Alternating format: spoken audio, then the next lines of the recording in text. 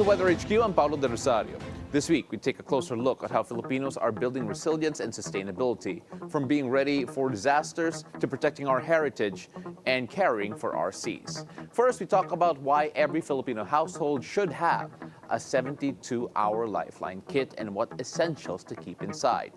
Here's my interview with J. Lord Abrigado, the Safety Services Manager of the Philippine Red Cross.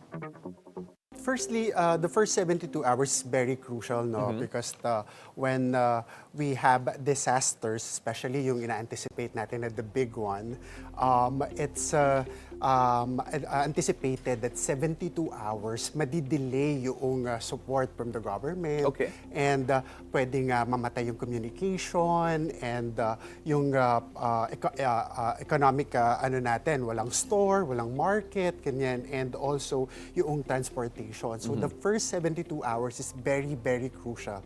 And we have to be ready so that while waiting for help to arrive for the first 72 hours, we have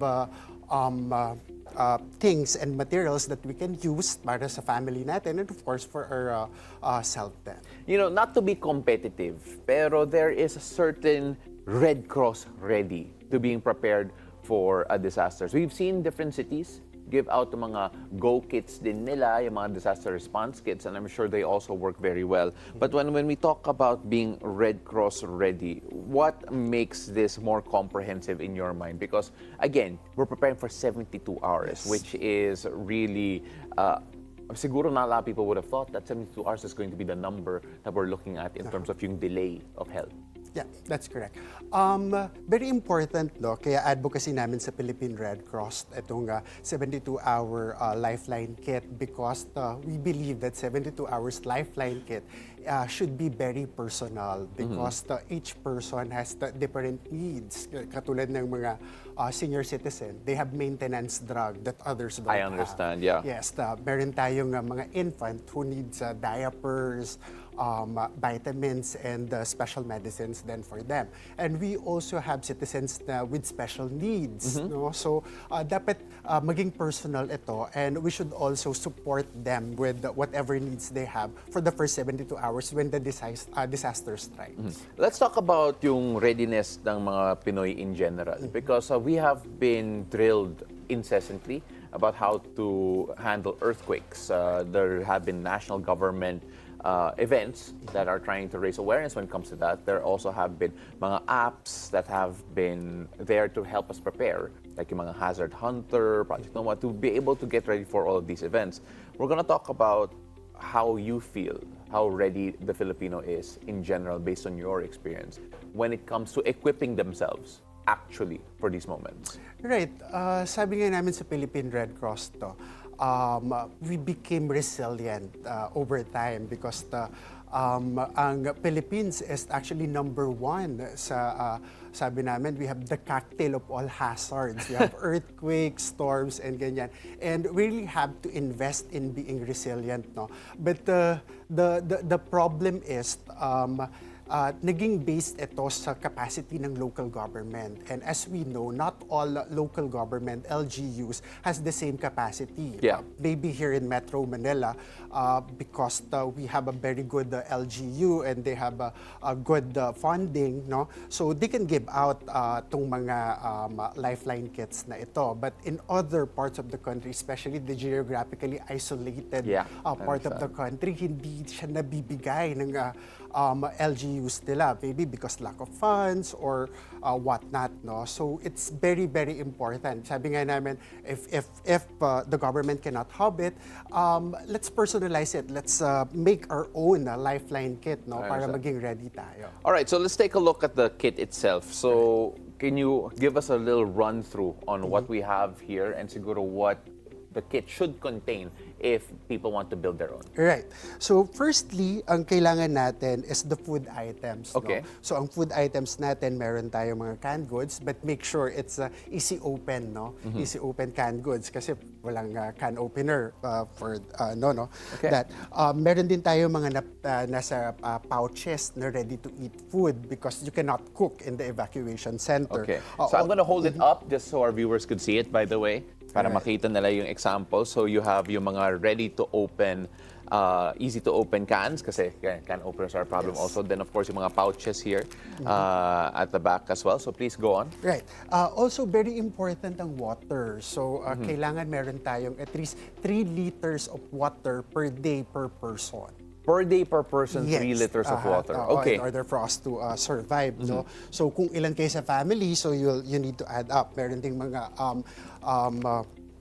biscuits, ganyan, or mga energy bar, ganyan, para masustain natin. Also, very important din yung safety natin. Okay. So, dahil mawawalan ng kuryente, most probably, kailangan natin ng candle and matches, yan, or flashlight with extra batteries. Of course, that's very important. And also, importante din, no, na meron tayong whistle. Okay. Because we need to get attention kapag na-caught up tayo, wala tayong ganyan, and we need to get attention, so kailangan natin ng whistle.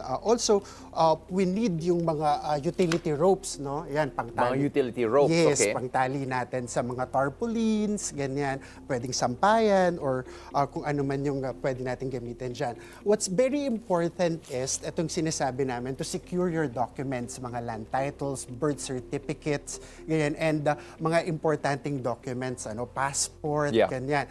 You can also put mga cash dito kasi mawawalan tayo ng access to bank. Pero make sure if you're going to put cash, mga small denomination lang. At hindi kita sana. Yes. Kasi kung klaro yan, baka lang, mahirapan tayo dyan. Correct. And what's important is dapat waterproof siya. Yes. Yung mga documents natin. Yan. And also, you can put a blanket, yung mga mosquito net, and towel. Also, importante din na meron tayong clothes for the next 72 hours. Okay. And of course, because this is a disaster, we anticipate na baka magkaroon ng injury tayo and yung mga family members natin and the member of community. So meron tayo dapat na first aid kit, no, so that we can help people in need kapag meron dyan.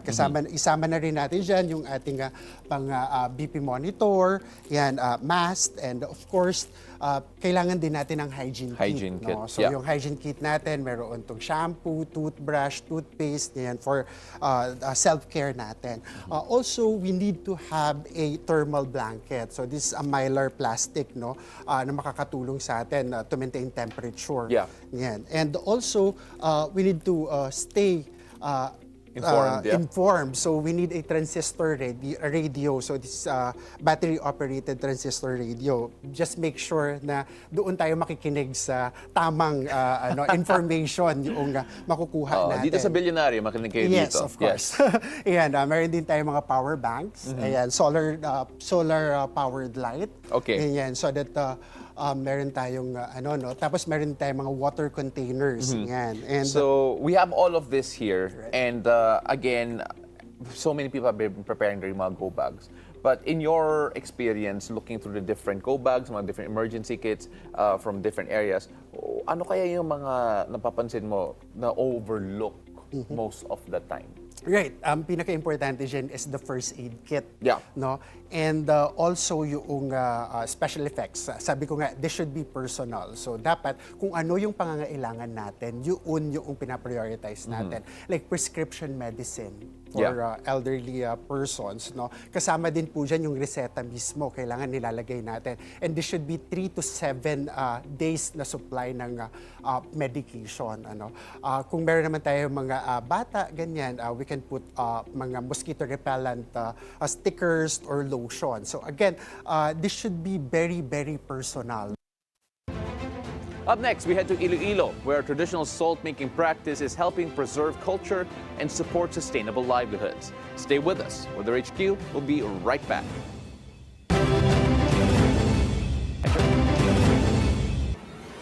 Welcome back to Watching Weather HQ. For generations, the people of Miagao, Iloilo have been making budbud, a handcrafted salt named after the Kinaraay word meaning to sprinkle. This time-honored tradition is now how people are sparking new hope as a source of local pride, heritage, and livelihood. I spoke with Mr. Nazer Briguera, the Chief Information Officer of the Bureau of Fisheries and Aquatic Resources, to learn how budbud is helping communities grow while keeping traditions alive. Particularly referring to Budbud, this is actually a product of a traditional method of salt making, which is unique to Panay Island. So the good thing about this, the local communities produce this artisanal fisher folk, and they make use also of an extract from a plant called balunos. So it's also a native mountain vine, which give a distinct texture and flavor to the budbud. But in terms of process, budbud is being actually produced along the shoreline using bamboos. Doon nila binibilad yung salt water, tapos yun nga, gumagamit sila nitong parang vine extract na to na mas nagiging distinct yung texture, no, at kahit yung lasa nung budbud. So budbud is actually now recognized both locally and internationally for its high quality, natural flavor and culture value. But I just would like to emphasize, Paolo, no, this is not just about budbud, the effort to promote our artisanal salt. This is actually the whole effort of promoting the salt industry, because we are now in the process of giving more interventions to the salt industry in such a way that we allow the growth of this industry. Well, it's a good point that you brought up, po, that it is actually all in part of helping revive the salt industry. Because back in the day, at least nawala na yung mga traditional salt makers natin in terms of yung mga cities. If I'm not mistaken, Las Piñas at one point was one of the bigger salt producers in the country, but that has all changed with urbanization. When we talk about yung mga traditional salt making practices, especially with the BFAR helping out in particular, it's interesting because BFAR should not technically be in charge of yung salt-making production. Actually. Oo po, pero orphan industry na ata po yung salt-making industry in the sense that no government agency has actually adopted the salt-making as an advocacy, as a push or a priority. Why is BFAR part of this? Yes, and you're correct that we have now actually a new law, Republic Act number 11985, the Philippine Salt Industry Development Act, which gives the BFAR now the mandate to implement programs, projects, and activities pertaining to the development, the sustainable development of the salt industry. So why BFAR? Well, they said, the raw material for making salt is actually seawater, no? Yung tubig dagat, yun talaga primarily ang ginagawang raw material. So because it's seawater, the sea is connected to the mandate of the Bureau of Fisheries and Aquatic Resources. So the government, the legislature, deemed it that BFAR should be now the right agency.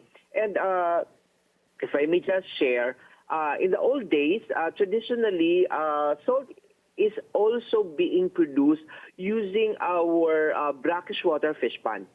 Kapag panahon na hindi ginagamit ang ating mga fish pond for fish production, pinatutuyo nila muna ito and then pinapapasok yung tubig, naglalatag silang mga bricks, and then binibilad yung pumasok na tubig, and that's it. That's how they produce the salt. So still, the fish ponds, the brackish water, still connected with the mandate of the Bureau.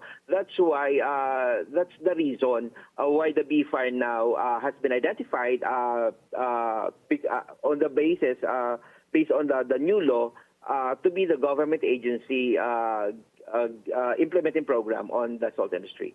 Sir Nazer, I wish we had a lot more time, to be honest. But then when we talk about yung traditional salt making and what it also provides in terms of cultural heritage, we talk about Iloilo and Budbud in particular. But then what does this mean to the people themselves, the people producing it, that we are able to produce something of significant cultural heritage and still be able to use that as a sustainable livelihood source, especially from our local fisher folk who can now have an extra livelihood when it comes to salt making? Yeah, that is correct. That is an industry which actually, salt industry is actually an industry that gives a livelihood, to many of our fisher folk in the coastal communities, and it has been passed down through generations, yung mga tinatawag na asinderos or salt farmers to continue to refine, for example, for Budbud, refine and preserve this meticulous craft. But of course, they need support from the government in terms of value adding, in terms of packaging, in terms of marketing. So the government has to step in because our fisher folk needs that intervention in order for them to be sustainably able in sustaining this particular industry, especially for our artisanal salt makers, Paolo. Sir Nazaire, before we let you go, when we talk about yung accessibility nito to the local market and international market, what has BFAR done or is planning to do to be able to promote yung sale nito and distribution? There are many aspects in terms of our interventions now for the salt industry. For example, we have identified our goals and targets in terms of our salt development roadmap. So 2025 to 2040, we have a plan for that. And then part of that plan is to widen the production areas for salt. Dahil sabi nga natin, tumamlay ito, nagsara or tumigil yung mga ibang mag-aasin dahil na nga sa urbanization din. But there's still potential, or there are lots of potential. For example, we still have many abandoned brackish water fish ponds that can actually be used for salt production. And then what is the government, through the BFAR, is doing under the new salt law, and which gives us the mandate. So we're giving interventions in terms of technology, the appropriate technology and machineries. We also training our fish makers, our artisanal salt makers, in terms of food safety standards, in terms of proper handling, food safety requirements, which would allow them to have that edge in terms of marketing their products. So marami tayong ginagawa na sa ngayon. In fact, mga nasa 153 fisher folk organization or fisher folk salt makers ang nabibigay na natin ng intervention para mas mapalawak pa natin at mapanumbalik natin yung sigla ng industriya ng pag-aasin sa Pilipinas, Paolo. When we return, we'll find out how thousands of Filipinos join hands to clean our shores and protect our seas. Don't go away.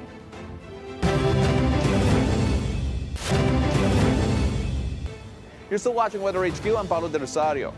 Every year, thousands of Filipinos come together to protect our oceans through the International Coastal Cleanup.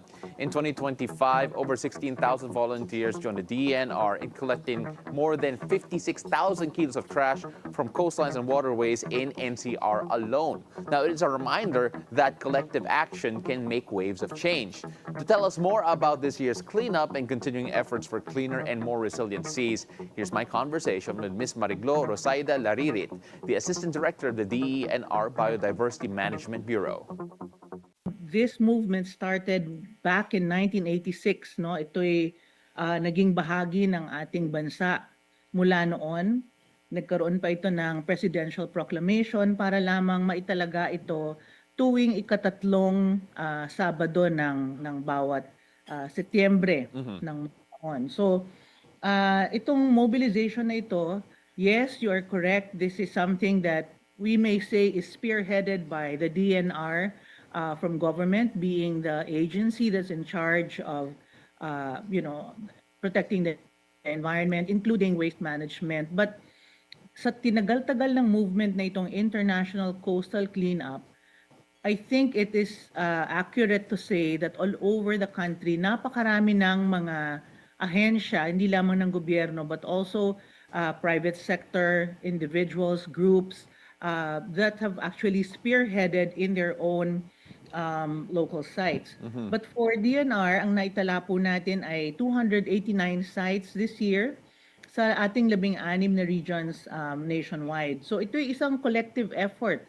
More than anything, this is a demonstration of everybody's sustained commitment to be stewards of our coastal and marine ecosystems, our oceans, and to advance our shared goals, like you said, towards a resilient and sustainable environment. Ma'am, how do you pick kung anong mga cleanup sites? Or is it chosen by mga local communities or mga organizations that do want to participate in this particular cleanup? Or does the DENR have mga priority sites po? Okay, so over the years, meron tayong mga na-assign na italaga na ng mga volunteers or co-volunteers, partners in various sites. No, the goal is for us to add to these sites as many as possible. Earlier, you mentioned 16,000 volunteers. Actually, Paolo, yung 16,000 volunteers na yan ay para lamang sa National Capital Region, no?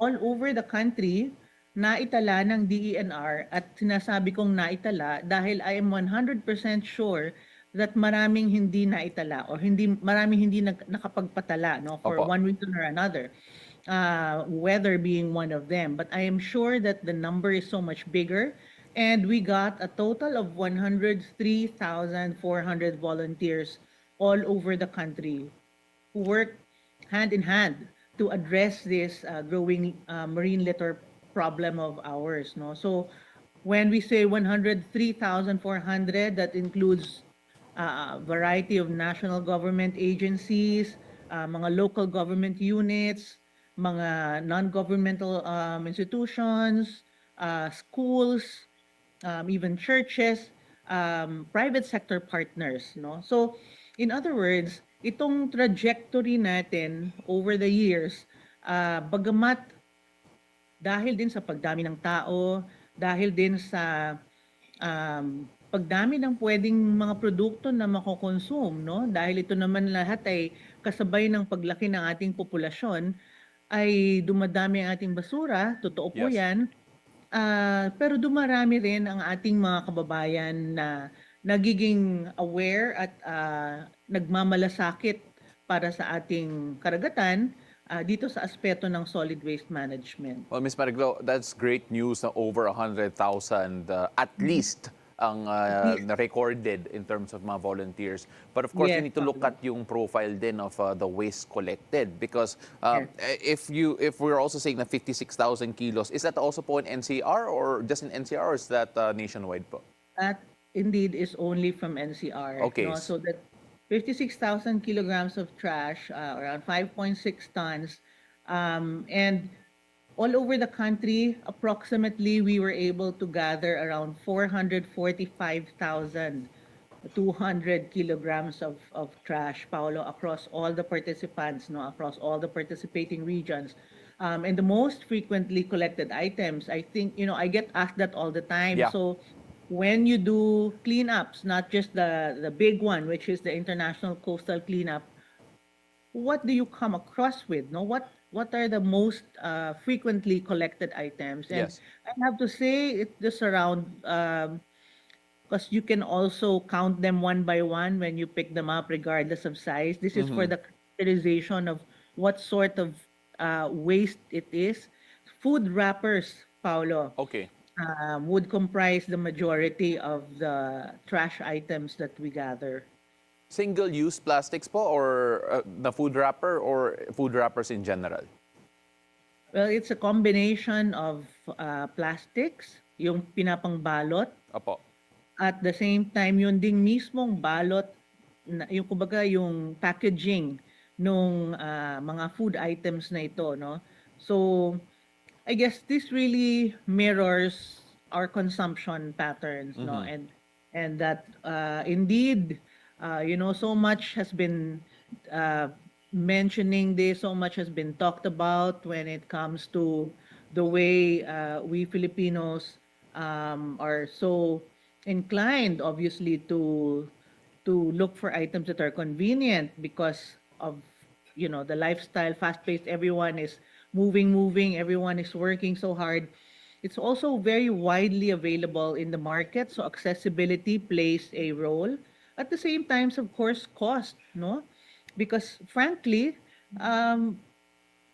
mas mura ng dihamak ang mga processed items Yes. kumpara sa kung ikaw ay bibili or kakain sa restaurant or maghahanda ng pagkain na pupunta ka sa palengke, fresh ingredients and so on, no? So So that's it, no? Food Opo. wrappers comprise the majority of our litter that we pick up. Ms. Mariglo, we're gonna have to wrap up in just a bit, but first of all, I want to congratulate you po on yung effort ninyo. Over 100,000 volunteers, an incredible amount of trash collected, and the problem, I'm sure, is not gonna go away anytime soon. Before we let you go, can you give us a short message of how we can encourage yung public po natin to be able to fight for a cleaner seas, healthier planet, and of course, sana dumami volunteers at kumonte ang basura moving forward. What message would you like to leave?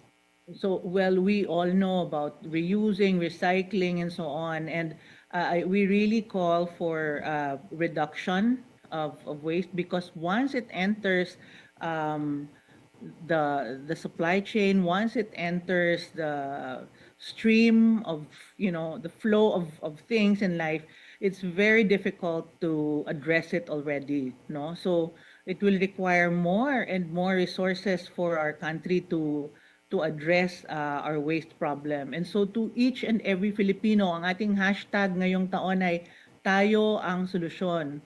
Alam natin, bahagi tayo ng problema, pero bahagi rin tayo ng solusyon na ito. So isabuhay po natin nawa ang itong hashtag na ito or tagline na ito sa bawat araw.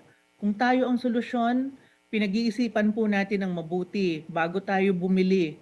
Kailangan ba natin ito at saan mapupunta itong basura na kasama nitong ating bagay na binibili. So, and there's a whole lot more that we can talk about, Paolo, Yes when we po. have time. But for today, it's really that, no? Isipin po nating mabuti.